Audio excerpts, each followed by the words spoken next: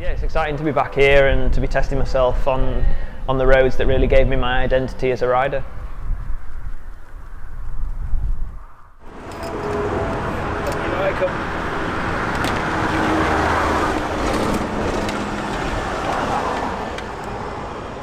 Yeah, definitely. It's always nice to ride at home. When I rode for the teams in the World Tour and Pro Continental, I probably raced 2 or 3 times a year in the UK, and you know, this is where I grew up. This is where I sort of developed my skills, and this is the sort of rider that I am on punchy roads, grippy roads like the UK.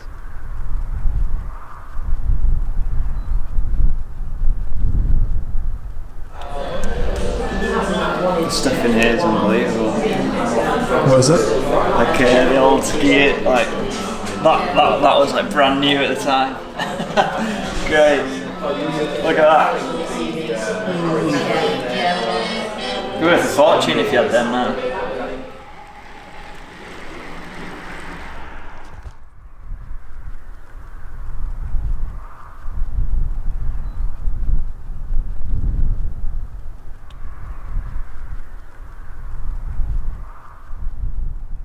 So we started at Blubber Houses, which is probably around 20 kilometres to go on the last stage of the Tour de Yorkshire, and we rode the bit over the moors, dropped down into Otley, which is a town with rich heritage for cycling, and then finished on the final climb of Tour de Yorkshire, which is the East Chevin.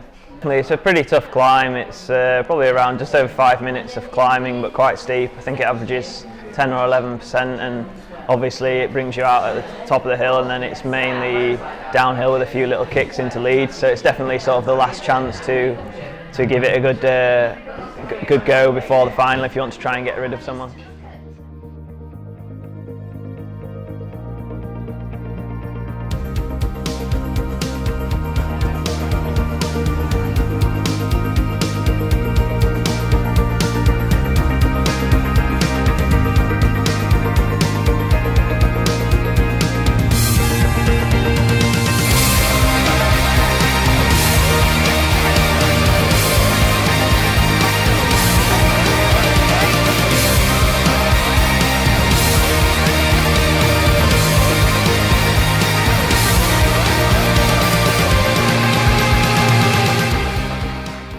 There's a lot of apprehension about tubeless tyres. They're not that new, but there's still a number of people who are fearful of the process, fearful of how you maintain them. But actually, like a lot of things, it's preparation is the key. We've done a lot of wheels and tyres here, certainly today and previously as well. And getting a little sort of process going, a little production line going, makes things a lot quicker and easier. So this is a first.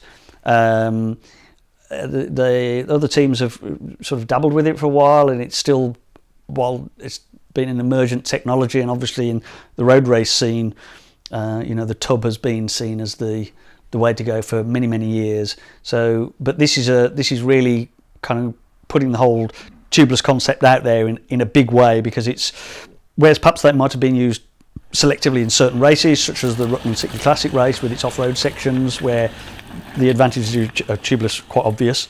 To go completely 100% tubeless across all bikes, all races, all scenarios, that is new, and it's going to be a very exciting season to see how all that develops, and hopefully the technology will prove itself once and for all.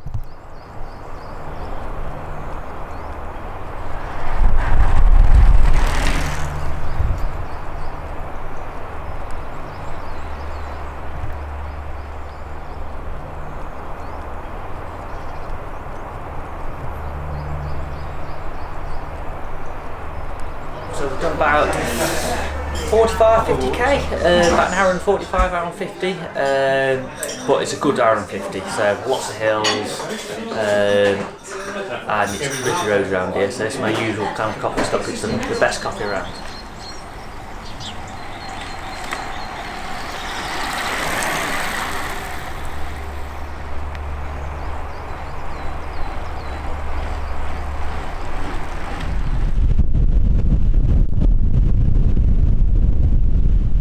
So we started off in Leeds, where I live, and then we went out towards Matlock, and then turned off up a bit of a climb towards Worksworth, and then across the tops we pop on Carson water, and then loop towards Bakewell, and then back down towards a village called Bonsall, then Cromford, and then here fuel at Lee Holloway for a quick coffee.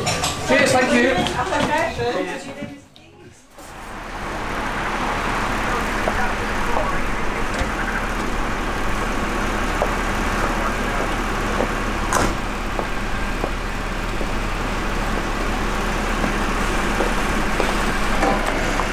5 minutes back home, just roll back home, spin the legs, and then after that we're going to Ripley, and I'm going to get my legs massaged by Michelle Wilson, and she's like a real good local massage, really good. Loosen him off really, just iron out some things. You look after me, you get my legs back in track. Get his legs back. Because before, when it's hill climbing season, he was coming twice a week for 2-hour sessions, so it's around 4 hours a week, just to keep him going, weren't we? Yeah. But you've had no injuries. No. It's just literally just, you know, a really nice deep tissue sports massage like you get after. Even if he was racing, it's the sort of thing you get after a race. Only he gets more of it when he comes here. So he has, on average, about 1.5 hours, 2 hours, don't you, per session. And we do everything from feet, wrists, hands, back, neck, everything, depending on what you I find want. my lower back suffers quite a Lower bit. back, QL always, isn't it, really, in your glutes? So we do that. So, but yeah, so pretty much, it's not very often you have an issue with your feet, but we tend to do that as well. So, but today's a slightly lighter session because he's track, aren't you, later? Tonight, So it's not as deep. So. But when it's a real session after your hill climb, because we used to do like Tuesday ones, and then we used to do a Thursday one. Thursday one, and Thursday one used to be a real deep session. So I've Friday off, so I can cover Friday. So I could really put him through his paces on a Thursday.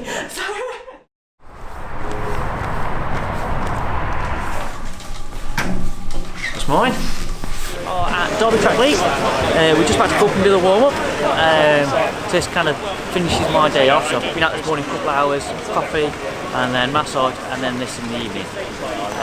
It's normally really good racing, and I'm not a real track specialist, so I normally get some good racing, and it's real stretching my legs.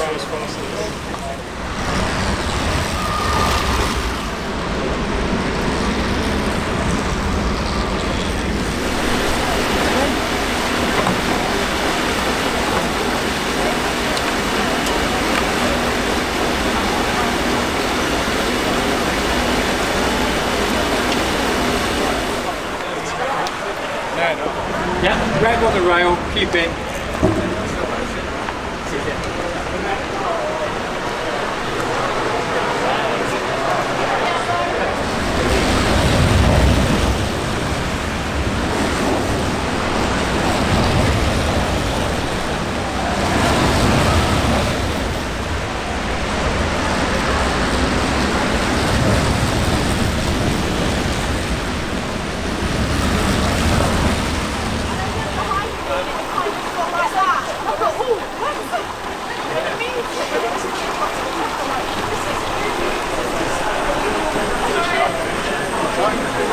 It was an inch. Yeah, no, I was a bit slow. I ran into the border, I was like, we've got 60 laps to go, and I'm going full bore right now. I thought it was good. There's a little gap.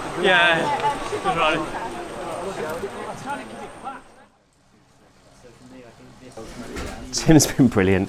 He's always here at the drop of a hat. When I've kind of phoned him up and said, we've got a garment that needs testing now, can you get here tomorrow? He's always been on hand to do that. He's brought the Vitus bike with him so we could sit him on it and look at garments, not just from him stood up, because sometimes garments look great stood up, but as soon as you sit on a bike in an aero position, it changes rapidly, because people like Tim, pro riders, don't even sit on a bike like normal people either. They're much more aero and much more spread out, so you've got a very long person making themselves longer, which a standard garment just doesn't fit. But Tim's feedback as we've gone along has just been invaluable. We've incorporated a lot of changes and adjusted a lot of things based on his comments.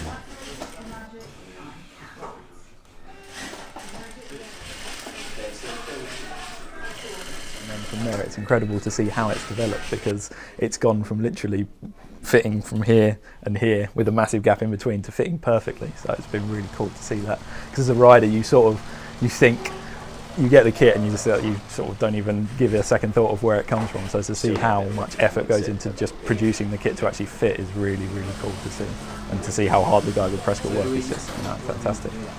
And to have that input where we've made individually, both Sherry and myself, it makes it really, really nice.